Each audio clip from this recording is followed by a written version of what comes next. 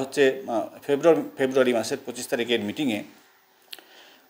এর আগের মিটিংগুলো কিন্তু আমাদের সিসিটিভি কাভারেজের মধ্যে হতো। এই যে আমাদের ঘরের মধ্যে সিসিটিভি কাভারেজ আছে, উনি আমাদের একজনকে দিয়ে বলা করালেন যে সিসিটিভি কাভারেজ হবে না, খুলতে হবে।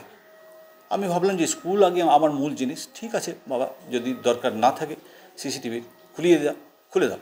তো সিসিটিভি খুলিয়ে দিয়ে সেই মিটিংয়ে অকথ্য ভাষায় আমাকে গালিগালাজ এবং প্রাণনাশের হুমকি সকলের সামনে উনি করেন, হুমকি করেন। তার জেরে আমি ভয়ঙ্কর অসুস্থ হয়ে পড়ি, মাথা ঘুরে যায়। বিভিন্নভাবে আমাকে সরানোর জন্য চক্রান্ত করছেই। আর উনি আমার সম্পর্কে এবং মিথ্যাবাদ এবং অপবাদ দিয়ে উনি বিভিন্ন জায়গায় এটা একটা মিডিয়া মারফত থেকে উনি সরকারি আধিকারিককে করছেন।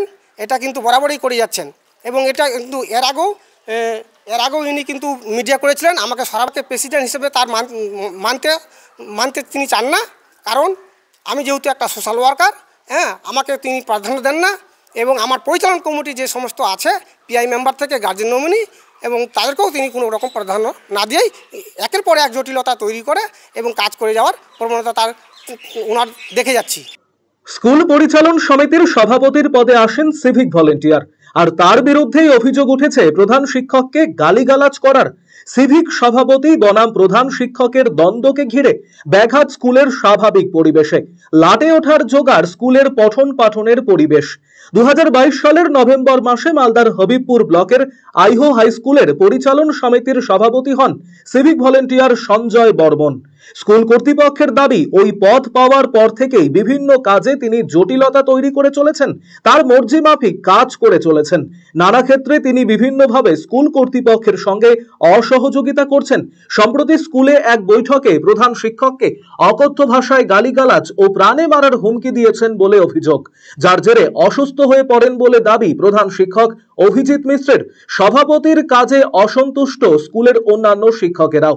ইতিমধ্যেই ওই প্রধান শিক্ষক স্কুলের পরিচালন সমিতির সভাপতির বিরুদ্ধে জেলা শিক্ষা দপ্তর, জেলা পুলিশ সুপার ও হবিবপুর থানায় অভিযোগ দায়ের করেছেন অভিজিৎ মিশ্র। তাকে সরিয়ে অন্য কাউকে নিয়োগ করার আবেদন জানিয়েছেন তিনি। দেখুন, সমস্ত কাজের ব্যাপারে ওনার লোকজনকে দিয়েই কাজ করাতে হবে বা কিনতে হবে, এই ব্যাপারটা কিন্তু আর বিশেষ বলার অপেক্ষা রাখে না। ওনার উদ্দেশ্য বা মতিগতি কী আছে কাজের ব্যাপারে আমি আর বেশি কিছু বলবো না, কারণ একটু বুঝে নিতে হয় যে ওনার মূল মোটিভটা কী।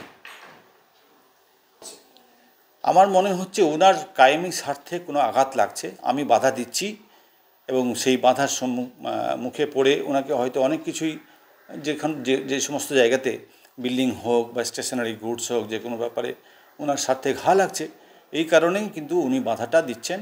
আর আমিও আমার তরফ থেকে বাধাটা দিচ্ছি। আমি চাই যে স্কুল এলাকাবাসীর, আমি আজকে আছি কালকে নাও থাকতে পারি, কিন্তু স্কুলটা থাকবে, স্কুলের পঠন পাঠন থেকে শুরু করে পরিকাঠামো উন্নয়ন সব কিছু সঠিকভাবে চলুক। তার জন্য কিন্তু এই বর্তমান সভাপতির নেতৃত্বে বা বর্তমানে সভাপতির সভাপতিত্বে স্কুল কিন্তু কোনোভাবেই আর আগের জায়গায় ফিরে যেতে পারবে না। আমি চাই ব্যক্তিগতভাবে ওনার অপসারণ। যদিও তার বিরুদ্ধে আনা সমস্ত অভিযোগ ভিত্তিহীন বলে দাবি পরিচালন সমিতির সভাপতি সঞ্জয় বর্মনের। প্রধান শিক্ষক নানা কাজে জটিলতা তৈরি করে বলে পাল্টা অভিযোগ তার। এ নিয়ে তিনিও বিভিন্ন দপ্তরে অভিযোগ জানিয়েছেন। সম্পর্কে প্রধান শিক্ষক যিনি অভিজিৎ মিশ্র আছেন, উনি যে আমার সম্পর্কে কমপ্লেন করেছেন সেটা সম্পূর্ণ ভিত্তিহীন। এগুলো কোনো দিন হতেই পারে না, এবং আমি ওনাকে কোনো অশ্লীল ভাষা প্রয়োগ করিনি, আর ওনাকে কোনো হুমকিও দেইনি। আর উনি যেটা বলছেন যে স্কুলের বিদ্যালয়ের ডেভেলপমেন্টের জন্য আমি বাধা দিচ্ছি, সেটা একদম ভিত্তিহীন। আমি 2022 সাল থেকে এসেছি, 2022 সালে এখানে প্রেসিডেন্ট হয়ে এসেছি। আসার পর থেকেই আমি কিন্তু সমস্ত রকম বিদ্যালয়ের স্বার্থে, বিদ্যালয়ের উন্নয়ন প্রকল্পে যা যা করণীয় সব কিছুতে আমি করে যাই। এটা একদম তার ভিত্তিহীন অভিযোগ। যেটা পরিচালন কমিটির মিটিং হয়, সেই মিটিংয়ে আমরা সর্বসম্মতিক্রমে যে সমস্ত রেজুলেশন তৈরি করি, সেই সমস্ত রেজুলেশনের মান্যতা দেন না, এবং উনি কি করেন, রেজুলেশন সেই দিন মিটিংয়ের দিন না লিখিয়ে ওই রেজুলেশন দিনের পর দিন ফাঁকা রেখে দেন, এবং উনি ওনার সুবিধার্থে ওনার সুবিধার্থে এবং ওনার কুমতলবে উনি কিন্তু ওটা পরে বা পরক্ষণে ওটাকে লিখে নেন, এবং কবে লিখে নেন সেটা আমরা জানতে পারি না। এবং যখন পরের মিটিং হয় তখন উনি ওটাকে সই করার জন্য আমাকে চাপ সৃষ্টি করেন, এবং সই না করতে চাইলেই উনি আমাকে সভাপতির পদ থেকে সরিয়ে দেওয়ার হুমকি দেন, এবং উনি আমাকে অকথ্য ভাষায় গালাগালিজ করেন। বিদ্যালয়ে এই অশান্তিময় পরিবেশে অসন্তুষ্ট শিক্ষকেরাও দ্রুত স্কুলের নির্মীয়মান ভবনের কাজ শেষ করে পঠন পাঠন স্বাভাবিক করার দাবি জানিয়েছেন তারা। দেখুন, আইহো হাই স্কুল আমাদের এই ব্লকের অন্যতম সেরা স্কুল, এতদিন পর্যন্ত তাই ছিল। বর্তমানে আমাদের HM এসছেন প্রায় 2 বছর হলো। তারপরে আমাদের নতুন প্রেসিডেন্ট সাহেব, যিনি পেশায় সিভিক ভলেন্টিয়ার, তিনি এসছেন। আমরা দেখছি শিক্ষক হিসেবে যে তারপর থেকেই দুজনের মধ্যে কি হচ্ছে আমরা জানি না, একটা অশান্তির বাতাবরণ চলছে, যার সবথেকে বেশি ক্ষতিগ্রস্ত হচ্ছে আমাদের স্কুল। এখন আমাদের একটাই দাবি, সেটা হচ্ছে স্কুলটা যে অবস্থায় চলছে এটা ভালো নয়। স্কুলের যে কোনো রকম খরচাপাতি, সে মানে আমাদের প্রশ্নর ছাপার খরচ থেকে শুরু করে জেরক্স পেপার কেনার খরচ, কোনো কিছুই নেই। স্কুলে সামান্য সুইপারের টাকা হেড স্যার দিতে পারছেন না, কারণ মানে জিজ্ঞাসা করলে তিনি বলছেন হেড স্যার বলছেন যে প্রেসিডেন্ট সই করছেন না। যদিও একজন সিভিক ভলেন্টিয়ারকে পরিচালন সমিতির সভাপতি পদে আসীন করার সমালোচনায় সরব হয়েছে বিজেপি নেতৃত্ব। মূলত দলের আধিপত্য বিস্তারে তৃণমূল কংগ্রেস এই ধরনের পদক্ষেপ নিয়েছে বলে কটাক্ষ বিজেপি নেতৃত্বের। প্রথমত, আইহো স্কুলে একজন সিভিক ভলেন্টিয়ার্সকে ম্যানেজিং কমিটির সভাপতি হিসাবে তৃণমূল কংগ্রেস দল হিসাবে নিয়োগ করেছে ওখানে। তো তৃণমূল কংগ্রেস শুধু মালদা জেলার হবিপুর ব্লকের আইহোতে না, সর্বত্রই তারা প্রশাসনকে দিয়ে দলের নিয়ন্ত্রণ রাখতে চাইছে।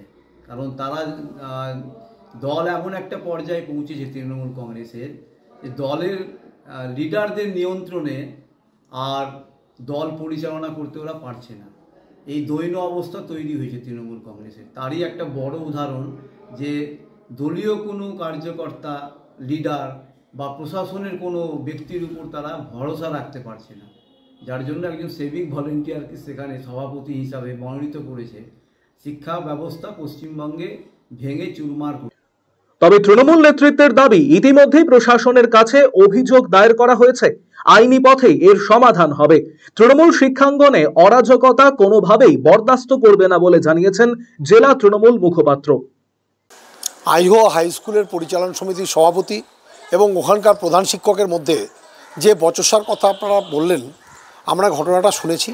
ওখানে স্কুলের হেডমাস্টারমশাইও যেমন কমপ্লেন লজ করেছেন কনসার্ন থানা, কনসার্ন বিডিও অফিস এবং ডিআই অফিসে, ঠিক সেরকম পরিচালন সমিতির সভাপতিও বিভিন্ন জায়গায় কমপ্লেন লজ করেছেন। তো যেটাই হোক, এই কমপ্লেনের রেসপেক্টে already enquiry has been started. Enquiry হওয়ার পরে অ্যাকর্ডিং টু ল যেটা হওয়া উচিত, এবং যে দোষী তেই সাজাপ্রাপ্ত হবে। এবং পাশাপাশি আমাদের দলের তরফ থেকে একটা দাবি থাকবে, স্কুলের পঠন পাঠন, স্কুলের পরিকাঠামো কোনো রকম বাধা আমরা কিন্তু মানব না। RCTV সংবাদ, মালদা।